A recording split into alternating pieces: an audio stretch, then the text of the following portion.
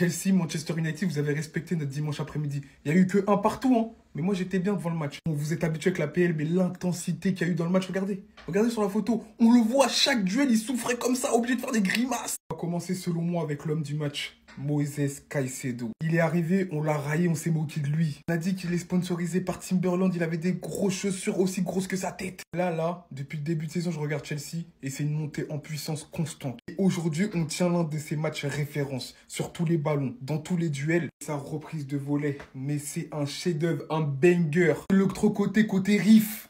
Il y a Mazraoui. Mazraoui, on parle pas beaucoup de lui, mais très sous-côté. Il a éteint Madueke. Il a dit, hey, toi, t'es bon que pour les edits TikTok. Ici, c'est la vraie vie. Pas de but, pas de passe décisive, mais quel match, encore une fois. Chaque toucher de balle, il sait pourquoi il fait ça. Il dribble avec une facilité. À chaque fois qu'il touche le ballon, c'est dangereux. Sombrero par-ci, crochet par-là, contrôle orienté. Il est trop méchant. Sinon, côté Manchester, j'ai beaucoup aimé le match de Casemiro aussi. C'était pas mal. La passe sur le penalty provoqué par Højlund, les gars. Passons au mauvais élève Garnacho. En fait, lui, c'est une pile électrique. Il va toujours te rapporter du danger. Il sera toujours avec un cardio impressionnant. Devant les cages. Mamae. C'est trop. À un moment, on lui fait une passe en retrait. Il met une frappe. Une passe. En Garnacho, en plus, des fois, il fait pas les bons choix. Il est individualiste. Non, j'ai pas aimé son match aujourd'hui. J'ai déjà parlé de Madueke. Mazraoui, la pocket comme jamais. Madueke, ce genre de joueur, Madueke, Garnacho doivent faire beaucoup plus sur leur côté. Au final, Manchester va mieux. Chelsea confirme que là, c'est pas une équipe à prendre à la légère. La première ligue, les gars. Certes, on a fait match nul face à Manchester United, mais le plus important, c'est ça. C'est qu'on est repassé dans le top 4 et qu'on a notamment doublé Arsenal au classement de la première ligue. Arsenal, il se passe quoi?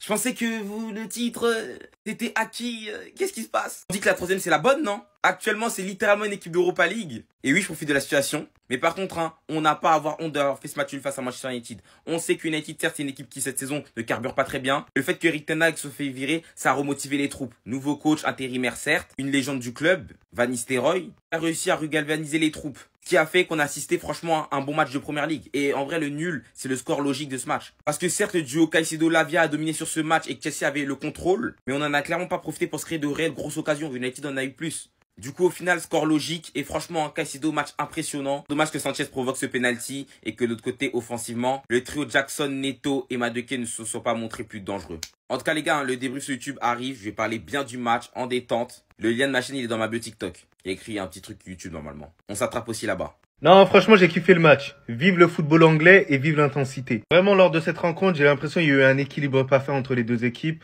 Manchester United qui a eu ses temps forts, Chelsea qui a eu aussi ses temps forts. Franchement, du côté de Manchester United, ce que j'ai apprécié, c'est la solidité défensive, notamment celle de Mazraoui. Il a été solide, il a bien su tenir Neto. Même lorsque Palmer zonait un peu dans sa zone, il a su gagner ses 1 contre 1. Casemiro qui réalise un très bon match aussi de sa part. La défense centrale, elle a été plutôt cohérente. Après, là où j'étais un peu plus déçu, c'est au niveau de l'attaque, parce que ça a raté pas mal d'occasions. Notamment Garnacho, pour moi, il doit tuer le match bien avant. Voilà, il est devant les cages, voilà, il veut tituber, il frappe sur le gardien, c'est désagréable. Tout le stade a limite envie de le siffler, mais non, c'est un enfant du club, bref, voilà. Après, du côté de Chelsea, ce que j'ai apprécié quand même, parce que d'habitude, ils ont pas tendance à le faire, c'est la bonne gestion dans les temps faibles. Ne pas encaisser des buts hyper bêtes. Mis à part le penalty, ça va, ils ont essayé d'être assez solides. Ça a été notamment orchestré par le milieu de terrain, que ce soit Caicedo et Lavia. C'est pour moi mes hommes du match. Je peux rajouter aussi Neto, mais vraiment, j'ai envie de mettre en valeur tout le travail que Caicedo il a réussi à faire. Le fait qu'il ait réussi à mettre cette reprise de volée, c'est vraiment une dinguerie, quoi. Mais ce qui a été dommage sur Chelsea, c'est le manque de recherche de Nicolas Jackson. Il était vraiment isolé, il a pas eu assez de ballons, ce qui l'a frustré à certains moments aussi. Mais ça, comme je l'ai dit au début de la vidéo, c'est grâce au bon travail de la ligne défensive de Manchester United. Mais les gars, donnez-moi vos tops et vos flops, mais sinon, ouais, c'est à toi. Bon, en tout cas, on vient, alhamdoulilah. Encore une fois, Chelsea n'arrive pas à gagner à Old Trafford. Ça fait plus de 11 ans qu'on n'a pas gagné là-bas. Et on n'y arrive toujours pas. Même qu'on est censé jouer un Man U malade, on n'y arrive pas. Et pourtant, aujourd'hui, la victoire, elle était obligatoire. Tu te devais de gagner. Parce qu'il y a un truc qu'il ne faut pas oublier. C'est que mercredi, face à Newcastle, Maresca, il a balancé le match. Quand je vous dis qu'il a balancé le match, c'est vraiment, il a bâclé le match. Contre Newcastle, il voulait juste faire tourner pour être en forme ce week-end. Juste pour ça, déjà, tu te devais de gagner ce soir. Et c'est surtout pour ça. Tu gagnes ce soir, tu es à 20 points. Et tu passes la semaine tranquillement 3e. Tu reviens même à 3 points de Manchester City. Surtout que ce week-end, Arsenal avait perdu. Aston Villa venait de perdre, avait tout pour faire la bonne opération et tu l'as pas fait. En plus de ça, Maresca, aujourd'hui, il se trompe encore une fois. Mettant Gusto dans ce poste de latéral qui monte, au final, il est 8-10. Ça marche pas, ça marche pas. Et en première mi-temps, on l'a vu. Pareil pour lui. Franchement, Maresca, Il va te falloir combien de matchs, combien de boulettes, combien d'erreurs de Robert Sanchez pour comprendre que ce mec ne peut pas être gardien titulaire à Chelsea. Alors oui, sur le penalty, Fofana est fautif. Et ça, il faut le dire. Mais Sanchez, jamais, mais jamais tu dois faire ça. Le problème, c'est que Sanchez, les gars, il nous coûte tellement des points. Alors ça va, en ce début de saison, il nous a fait gagner des matchs. Et ça, il faut pas l'oublier non plus. Des erreurs comme ça, des boulettes, on peut pas. Tu peux pas. Ça va que derrière, tu arrives quand même à marquer et tu vas quand même chercher un point. Parce que si tu perds ce match, c'est une grossière erreur. Et surtout, heureusement qu'il est là. Moses Caicedo, encore un match de patron. On revoit le vrai Moses. Quand il a signé, les gens ils l'ont critiqué. Ses premiers matchs étaient durs, je suis d'accord. Et maintenant, vous voulez dire quoi? Il est exceptionnel et il n'y a rien d'autre à dire. En plus, aujourd'hui, il marque.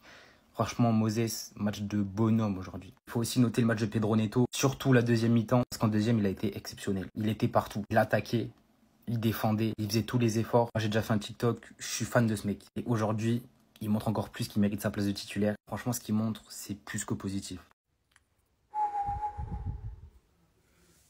Je le jure que Caicedo, c'est le meilleur 6 de première ligue. Il n'y a personne qui peut venir s'opposer. Venez vous opposer. Proposez-moi un 6 en première ligue qui est meilleur que Caicedo cette saison. Sortez-moi des noms. Sortez-moi, ne serait-ce au monde même. Ne serait-ce au monde même. Donnez-moi 5, 6 qui sont meilleurs que Caicedo au monde. Ça n'existe pas.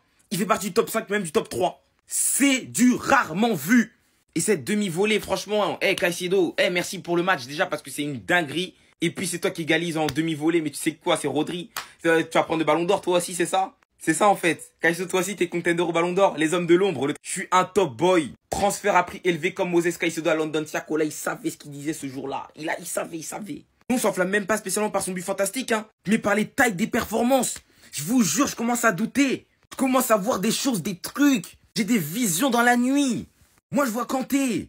Il récupère tous les ballons. Dur sur l'homme. Monstrueux au milieu de terrain, en plus aligné avec Lavia. C'est le cocktail parfait. Et franchement, quelle évolution. Caicedo, ça fait plus de 6 mois qu'il a lâché les Timberland. Mais beaucoup dans la tête de beaucoup, vu que vous regardez pas les matchs de Chelsea, vous êtes convaincus qu'il est encore sponsorisé par cette marque. Les gars, c'est fini depuis longtemps cette affaire. En 2024, il est intraitable. Et cette saison, j'en parle même pas. Ils ont envoyé Enzo Fernandez en équipe 2. Est-ce que vous imaginez la folie? Un transfert à 120 millions. Rodri est blessé. Du coup, qui peut venir s'opposer cette saison? Qui? Waouh. Les gars, vous avez vu le même match que moi? Caicedo, mais impressionnant aujourd'hui. Techniquement, il était là, il était présent. D'habitude, il joue en Timberland. Mais là, il a pris confiance en lui. Carrément, il nous a fait une reprise de volée, but, égalisation.